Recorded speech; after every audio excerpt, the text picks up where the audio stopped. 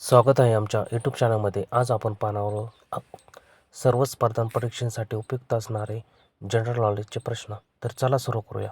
प्रश्न पहिला, महाराष्ट्र मनपा कायदा कोणत्या वर्षी लागू करण्यात आला? ऑप्शन क्रमांक 1 1949, 2 1962, 3 1965, 4 1953.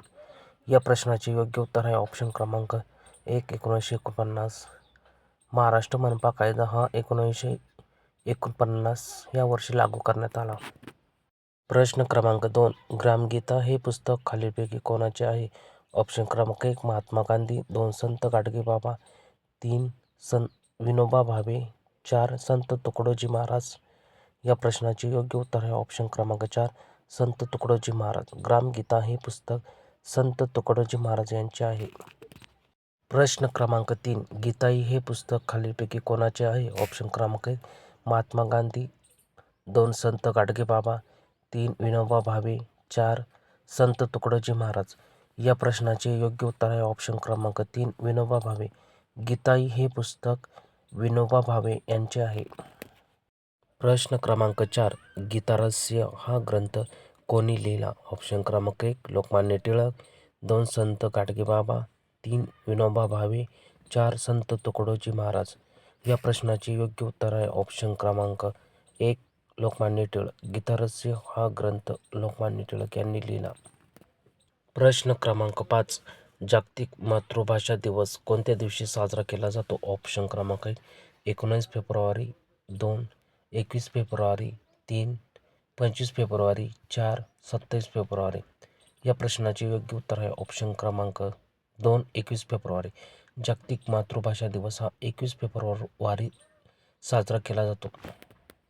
प्रश्न क्रमांक 6, तोरणा हा किल्ला कोणत्या जिल्ह्यामध्ये स्थित आहे? ऑप्शन क्रमांक 1 सातारा, 2 कोल्हापूर, 3 पुणे, 4 सिंधुदुर्ग. या प्रश्नाचे योग्य उत्तर आहे ऑप्शन क्रमांक 3 पुणे. तोरणा हा किल्ला पुणे या जिल्ह्यामध्ये स्थित आहे. प्रश्न क्रमांक 7, भारतीय राज्यघटनेच्या कोणत्या कलमानुसार भारताचे राष्ट्रपती आर्थिक आणीबाणीची घोषणा करतात? ऑप्शन क्रमांक 1 कलम 352, कलम 356, कलम 358, कलम 360. या प्रश्नाचे योग्य उत्तर आहे ऑप्शन क्रमांक 4 कलम 360. भारतीय राज्यघटनेच्या कलम 360 कलमानुसार भारताचे राष्ट्रपती आर्थिक आणीबाणीची घोषणा करतात. प्रश्न क्रमांक 8, भारतीय राज्यघटनेच्या कोणत्या कलमानुसार भारताचे राष्ट्रपती राष्ट्रीय आणीबाणीची घोषणा करतात? ऑप्शन क्रमांक 1 कलम 352, कलम 356, कलम 358, कलम 360. या प्रश्नाचे योग्य उत्तर आहे ऑप्शन क्रमांक 1 कलम 352. भारतीय राज्यघटनेच्या कलम 352 कलमानुसार भारताचे राष्ट्रपती राष्ट्रीय आणीबाणीची घोषणा करतात. प्रश्न क्रमांक 9, भारतीय राज्यघटनेच्या कोणत्या कलमानुसार भारताचे राष्ट्रपती राज्य आणीबाणीची घोषणा करतात? ऑप्शन क्रमांक 1 कलम 352, 2 कलम 356,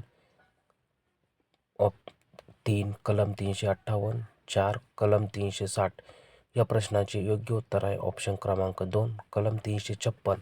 भारतीय राज्यघटनेच्या कलम 356 या कलमानुसार भारताचे राष्ट्रपती राज्य आणीबाणीची घोषणा करतात. प्रश्न क्रमांक 10, भारतीय राज्यघटनेतील घटना दुरुस्तीची प्रक्रिया कोणत्या कलमात देण्यात आली आहे? ऑप्शन क्रमांक 1 कलम 352, 2 कलम 356, 3 कलम 368, 4 कलम 360. या प्रश्नाचे योग्य उत्तर आहे ऑप्शन क्रमांक 3 कलम 368.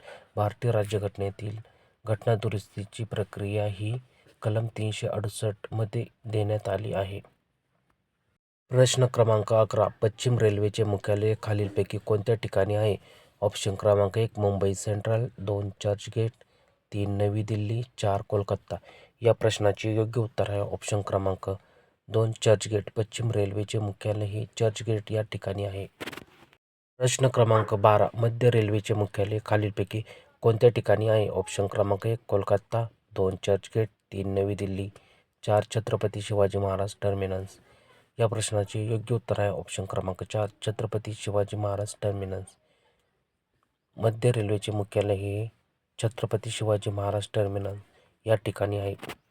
प्रश्न क्रमांक 13. दक्षिण रेल्वेचे मुख्यालय खालीलपैकी कोणत्या ठिकाणी आहे? ऑप्शन क्रमांक 1 कोलकाता, 2 चेन्नई, 3 नवी दिल्ली, 4 छत्रपती शिवाजी महाराज टर्मिनस.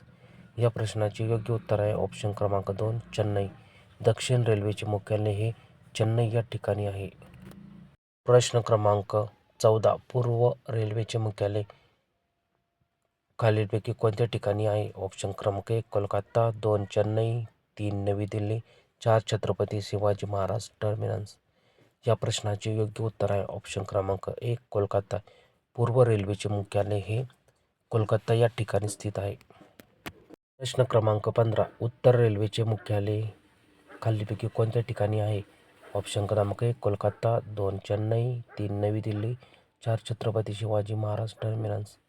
या प्रश्नाचे योग्य उत्तर आहे ऑप्शन क्रमांक 3 नवी दिल्ली. उत्तर रेल्वेचे मुख्यालय हे नवी दिल्ली या ठिकाणी स्थित आहे. व्हिडिओ आवडला असेल तर लाईक, शेअर आणि सबस्क्राईब करा. धन्यवाद.